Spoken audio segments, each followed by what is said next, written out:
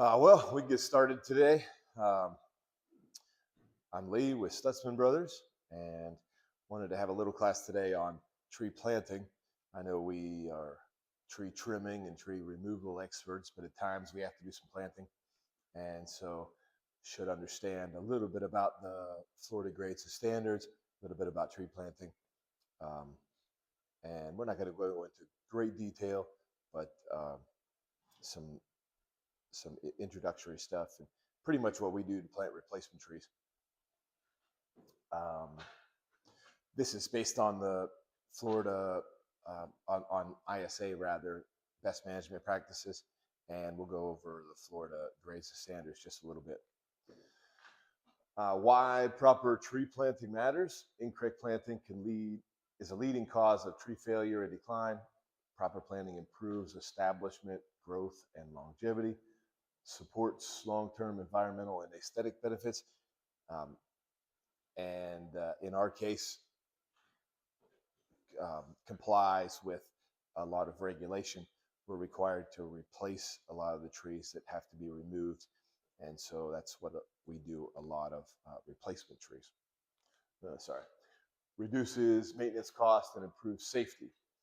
Um, Replacing trees that are hazardous trees, that's what we're going to do a lot, and that's going to help the customer and help society as a whole, just planting quality trees. First off, site evaluation. You can see this is a crepe myrtle that was planted, not by us, but by a development. They had 5 or 6 of these right in front of the stop signs in these developments. So we were asked to remove them and replace them into a different location. So very bad placement. Oftentimes we're seeing these new developments that are right next to utilities, like, 6 inches away from utilities, or 6 inches away from the sidewalk or driveway. It's not going to be a very good longevity of a tree. So assess for sandy and compacted soils, common in Florida, I should say, new developments. In these new developments, they often put a clay layer down and then drive equipment over it for a year, and then they slap some sod on there, dig a little hole, and put in trees. Check for seasonally high water tables. If the roots are sitting in water, most trees are going to create root rot and decline and die eventually. Consider salt exposure in coastal areas. We deal with that a little bit in Pinellas County and West Pasco when we're planting trees. Think about the type of trees that you're planting. We can't be putting in non-salt tolerant trees in an area that's going to get salt spray constantly right by the beach. Plan for hurricane wind exposure. We have to plan for that all the time, but especially when you're planting a new tree, you want to be cautious of that, and that's why we put up tree supports.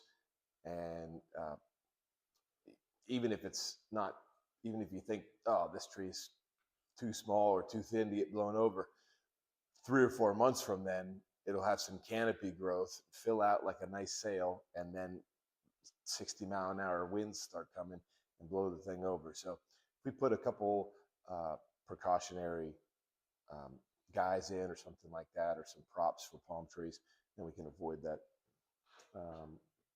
And verify irrigation coverage. A lot of the places that we plant these are going to be in residential areas where the customers should be informed, and we send out emails to everyone when we plant new trees about care for them.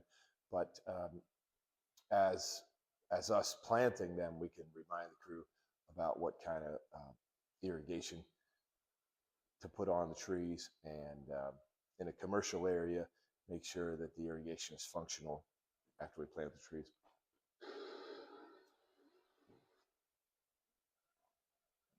A little close up there. Tree selection, choose a species adaptable to the site condition.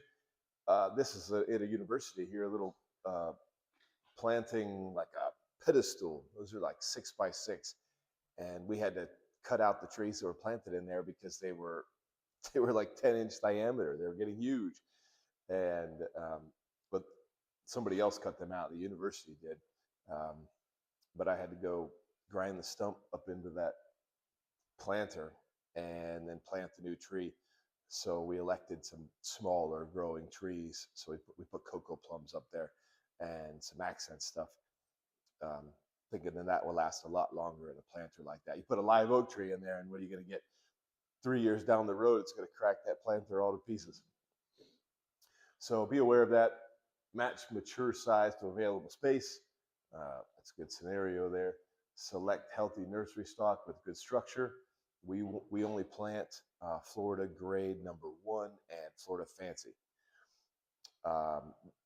You may not see the difference between #1 and fancy. We don't go to exhaustive lengths to teach that Florida grades and standards. You should know that a Florida #1 should have a central leader, should have no defects with that central leader up to 90% of the canopy. The top 10% of the canopy can have splits that will need to be addressed within 2 to 3 years. And if we're planting a Florida #1, we should inform the clients that these things need to be, even a Florida fancy, they need to be addressed within 2 to 3 years to continue this type of pruning, the standard trunk pruning that that they'll do in the nursery. That if it's not addressed, it's going to have a plume at the top that's never going to be addressed in a central leader. You're going to have a 6-foot area, maybe a 12-foot area, depending on how big of a tree you're planting, that's going to differentiate from that Florida standard and cause an issue later on in life of the tree. So we can address that, like I said, especially 2 to 3 years down the road. A Florida #1 can have a prune at the central leader at the top, no more than 1/10 of the caliber of the tree. So if you have a 10-inch tree, you can prune at the top. You can reduce to correct up to a 1-inch cut. Mostly what we're going to be planting is 2 and 3 inch. So say you have a 3-inch caliber tree, you can correct the top central leader at about a third of an inch cut. So you can do like not quite pinky size, between #2 pencil and pinky size, a third of an inch. And so we can correct that stuff early on when we're planting these. And a lot of those are going to be corrected before we purchase them from the nursery. Select healthy nursery stock. Yep, avoid species prone to pest diseases or failure. If you're, we don't, here in Central Florida, we don't have a lot of issues outside of lethal bronzing. So when we're planting canaries and sylvesters, palm trees, probably not a real good idea to plant those right now, unless they're going to be on a strict schedule of inoculation for that. If you were up in the Midwest, it might not be a real good time to plant ash trees. The emerald ash borer beetle are still rampant throughout the Midwest. I don't know about I don't know where we're at with Dutch elm disease, but we had a big swath of the U.S. just get pummeled, the elm trees by the elm disease. So it might not be a good time to plant that, So we want to be aware of that. Around here, we're pretty good with our red maples. We plant a lot of oak trees, a lot of crepe myrtles too. Not really a shade tree, but in some cases they qualify as a replacement tree, and we do plant a lot of them. We plant a lot of palms, not as replacement trees, but just for people's yards and stuff like that. Handling trees. Here's a little example of how not to handle a tree. This isn't nursery stock, obviously, but just a trunk of a tree. We want to lift trees by the root ball or container, not the trunk. Little trees in a little pot, no big deal. When you get big trees, you want to be really careful. Protect roots from dying out in extreme temperatures. Hmm. We deal with that a lot in Florida, extreme temperatures. You start planting a tree in August and it's going to be so hot, it's going to dry out that tree just transporting it. And so keep it moist, keep it watered before transport, and water it in when you do plant it. And then, uh, like I said earlier, be aware and make the customer aware of the water requirements after planting. So minimize time between delivery and planting. Same thing, if you take a tree out to a job site and drop it off 2, 3 days before you're going to plant it, that thing could dry out and brown leaves, drop leaves within 3 days. And so if you are going to drop off a tree prior to planting, um, you need to be watering that or have the customer water it and before it gets planted. Keep the root ball moist until planted. Yeah. Planting hole preparation. Uh, this picture is my little bonsai bougainvillea. And so when you're planting a bonsai, you don't need a big giant hole. You don't want extensive root growth. This is actually a pretty big pot for the scenario that it is, but I expect it to get a lot bigger. Um, Dig the hole 2 to 3 times wider than the root ball. That reduces the compaction around the root ball and allows that roots in the contained area where it was in the nursery to expand into the ground and into the loosened up area, so that by the time it gets to the more compacted area outside of your digging area, it has a better pattern, a better strength to get through, more established to get through the compacted soil, so it can get a healthy root structure. Hole depth should match the root ball height. So you don't need to dig deeper generally. You can get into a situation where you're digging in a clay base on a new development. And what should be done in most situations is dig down beyond the clay and then re-add soil. But we have to account for um, the we have to account for that and account for some settling. And so if you're digging a big deep hole, you're putting in new substrate. Uh, you want to pack that in pretty good and then account for a little bit of settling. So we probably want to plant it a little bit higher than we would otherwise. So we plant with the root flare visible at or slightly above grade. You don't want to plant it too deep. You don't want to plant it too high, but um, just right. And you want to select the tree at the nursery that has a little bit of a root flare at the bottom, so you know that they have been transplanting it properly. And then when we put it in the ground, we want to put it right flat with the soil around it. Rough in the sides to prevent glazing. So when you dig that hole 2 to 3 times the size of the pot, you can gouge the sides a little bit so that when the roots grow out into that, they're not growing into a glazed side and then turning away. So you want the roots to grow into a cavity or a crevice maybe, so that they're pigeonholed in there to grow out. You want the roots to grow out. Um, Bringing that up, when you bring it out of the pot, you need to inspect for girdling roots. You need to inspect for wrapping roots around the pot. A lot of the plants that we get nowadays, a lot of trees we get nowadays are grown in fabric pots. That allows for air pruning of the roots. So when the roots grow through that fabric pot, the tips of the roots dry out and die.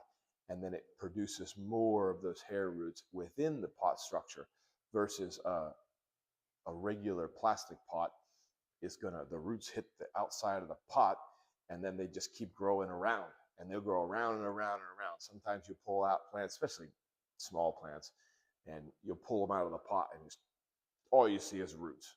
No substrate left, just they've taken over. The trees that we get are well maintained nursery stock, and so we normally don't have that trouble, but that will help. Proper planting depth for Florida soils. That is just what I was saying. You want to plant it just so that the root flare is at the level, and which is normally the soil level at the top of the pot is normally going to be right where you want to plant it with the rest of the grade. And so everything's even. You can mound up a little bit, a little water ring around there. You can put some, we prefer to put some mulch around it to help with uh, moisture and weed prevention, that sort of thing. So root flare at or above the side, above grade. Avoid planting too deep in sandy soils. Compensate for settling after irrigation. That's what I was talking about, especially if you're putting new substrate at the bottom of the hole. That tree is going to sink. Prevent chronic moisture against the trunk. And so we want to check for the irrigation. The irrigation should be watering the roots around the trunk. You shouldn't really be spraying on the trunk. And especially if you have a slow dripper or something like that, you don't want that right against the trunk, dripping on the trunk. You want to just, a couple inches away, it'll be fine. Root ball and root management. Here is an example of girdling roots. This is actually a tree that we did an inspection on that was planted in a new development. So they call us out there and say, why is our tree looking so bad? It's declining. It's only been in the ground for 2 years. And we dig away a little bit of soil with the air spade, and this is what we find, totally girdled. And so uh, this was corrected a bit, but it really may have been necessary to replace it. It was any worse than that. Remove all synthetic materials, wire baskets, twine, burlap if treated. Some burlap can be left in the hole. It's biodegradable, so it just dissolves in the soil. Correct circling or girdling roots. We should not have any circling or girdling roots in our nursery stock. Um, they do a pretty good job at correcting that as the tree grows. But we do want to check, and you especially want to check. Florida Grades and Sanders says the top third of the root ball should be without circling or girdling roots. Um, shouldn't have anything below that because the roots just don't grow in that manner generally. So we want to inspect the root flare before final placement. Same thing again, we want to put that root flare right at the top of the soil. Ensure roots can grow outward into surrounding soil. Backfillings and soil management. Use existing site soil whenever possible. If you have some really bad site soil, some clay right around there, or aggregate from when they build a new house or something like that, we can get that stuff out of there. Bring in some compost or something like that to fill in around the tree. Give it a little bit of a jump start outside of its pot before it has to go into that, some really trashy soil. Break up large clods and remove debris. Gently tamp soil to remove air pockets, and that's why we water them in. Fill in the outside with water. Make sure that there's no air pockets down in there underneath. If you can get your hand down underneath, especially the small ones, put some soil under there if there's air pockets, and do not overly compact the soil. So you don't need to stomp it in, just tamp it down, make sure there's no air pockets, and that should be fine. Mulching is highly recommended. We would love to be doing this with every tree we mess with. If you could get grass out of the drip line and mulch over the drip line of a tree, it's going to benefit the tree when you plant it. It's going to benefit the tree forevermore. I mean, if you really want a nice tree, you would be mulching throughout the tree's life, like a forest floor. Trees don't really love to grow surrounded by grass, and grass taking up all those nutrients at the top of the soil. So the best case scenario, we put a 2 to 4 inch layer of organic mulch down. We have mulch available here. We could take a barrel with us when we put in a new tree, put a mulch layer around there. Keeps the grass down, keeps the weeds down, and provides some moisture moisture retention rather. Uh, Keep mulch away from direct contact with the trunk, same as the dirt when we put that there. We want to see the root flare, don't want to cover up the root flare with mulch. Extend the mulch ring as wide as practical. So in the case of planting the tree, we could put the mulch ring maybe a little bit bigger than the pot. Like I say, it would be nice to put it maybe 3 times the size of the pot, and and continue that throughout the tree's life. That mulch is going to again retain moisture, uh, weed suppression, and break down over time and be feeding the tree. Um, yep, moderate soil temperature also. Staking and guying. Staking, if necessary for stability, allow some trunk movement for strength development. We shouldn't have a trunk that the guys are pulled so tight that the trunk can't move at all, because when those, you're not going to give the tree any flex to be able to create growth to support it later on. So when we remove those guys, that they could just break right off because it didn't know throughout the growth of that trunk. Normally, we're not going to leave them on that long anyway, 6 to 12 months normally. Um, but you don't want them super tight. This is one that we put on here, that we put in our normal 3 stakes in, like a normal guy stakes, and within had a little windstorm, and the thing went crooked within, I don't know, a day or a week. So we went back and put a little stronger. You can see an added orange one in there in the direction that it was a little loose. And so we had to add a little extra one, and we had to pull that one tight. Don't want to leave it on too long, but we needed to keep it straight while the roots get established. This is especially important in the summertime when you plant these things, because in the fall, gonna have a windstorm, probably gonna have a hurricane. Use flexible ties that do not damage the bark, and remove stakes after establishment, usually within a year. We said 6 to 12 months. Here's an example of the main type that we use. And we use these on trees. This picture was actually, it doesn't look like it in that little picture, but that was a pretty big tree. It was like a 14-foot tall tree. I think that was a 5-inch caliper. So pretty decent sized tree. These here, we want to put these, we all know this, how to use these, but trees here, and we want to put these at a 45-degree angle away from the tree. And so we'll be using a slide hammer generally from the tree stump, or from the tree trunk rather, and we put these into the ground with a slide hammer, put these in about 12 to 18 inches. And so this will be underground. This will be the layer of soil right here. And then the trunk will be up here. And so we take these around the trunk, and we'll wrap them around the trunk like that.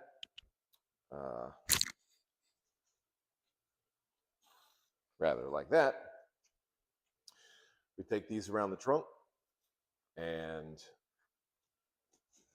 these are set the right direction from the factory, generally, unless they're messed with.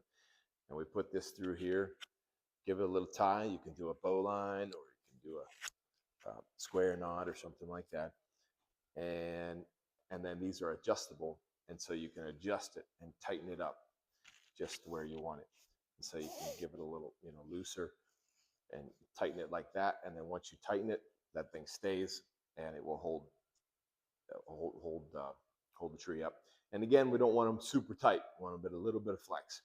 So we want to stop the tree from falling over. We don't want to stop the tree from producing the right kind of stability wood to keep it upright. After these are removed, 6 to 12 months. These do not pull out of the ground. So 6 to 12 months goes by. These are in the ground. This stuff will rot away. Little pieces left. We normally just cut these off at the ground level. Watering and establishment care. Water immediately after planting. We water pretty much during planting. Keep the air pockets out of the soil, and then make sure it's heavily watered afterwards, and then quite a bit after that. Depending on the season, you may want to water even more than the recommendation. Frequent light watering during the first 2 to 3 weeks. You might do every day, preferably for about 2 weeks, maybe every other day, and again, depends on the season. If it's December here in Central Florida, you can water a lot less frequently. If it's August and it's 100 degrees outside and no rain in sight, you need to be watering it every day. least for a while. Get those roots established into some soil where it can retain a little moisture. Again, that layer of mulch on top is going to help out. Still needs to be watered frequently. Transition to deep, infrequent watering later on. Frequent, shallow watering is good for grass. The water sinks in 4 to 6 inches, feeds the grass real nice, and by the time it gets down to where the roots of the tree are, there's no more water left. So it's better to water mature trees. It's better to water in a longer duration. We don't worry about grass here. We're tree guys. Better to water in long durations less often. And so you want that water to be saturated so that it gets down 12 inches. So it starts to feed the tree and then it lasts in the soil longer. Maybe once a week watering and a deep watering. Account for sandy soils and rapid drainage. We have to deal with that a lot. If you're in a new development with a clay base, you may want to water a lot less because it's surrounded by clay. You keep them roots wet and it's going to root rot and die out. In an older area that doesn't have that clay put down, you might have sand for forever. I mean, at least 6 feet down, and so you could water that thing to pieces, and the water just drains out. It goes away very quickly. Increase monitoring during high heat and drought. We talked about that. Common planting mistakes: planting too deep. We talked about that. Want to keep the root ball up. Volcano mulching. You don't want to put the mulch around the root ball or around the trunk rather. You want to keep that trunk flare open, so keep a couple inches around. Leaving wire baskets or synthetic burlap. Synthetic burlap is not organic. Doesn't rot away. Doesn't go away. And so we want to cut that off of the root ball. Cut the plastic off. Cut the wire off. Get all that garbage off of there, down to some soil and roots. Over staking or underwatering.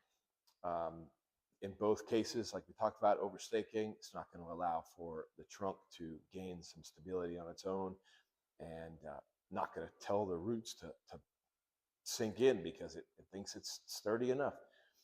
And underwatering is a big one, especially here, especially in summertime. In summary, proper planting is critical to tree success. Follow the basic management practices for long-term tree health. Correct planting reduces failure and maintenance costs, and healthy trees provide a lasting benefit for the customer.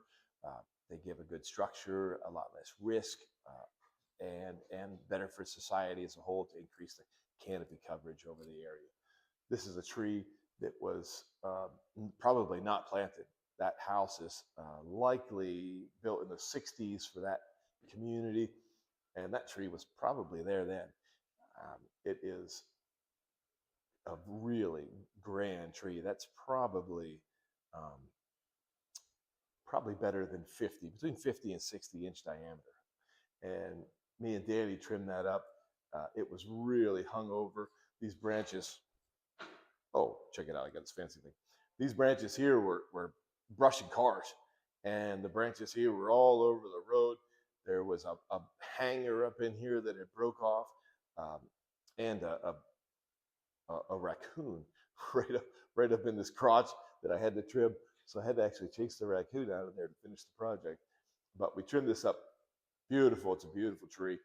This is not what we would be picking for nursery stock, but luckily this tree had grown and strength enough. It's a terrific tree. If this was pruned properly over the life of it, we wouldn't have had to correct these broken branches up at the top. We wouldn't have had this overextension here that had to be reduced back.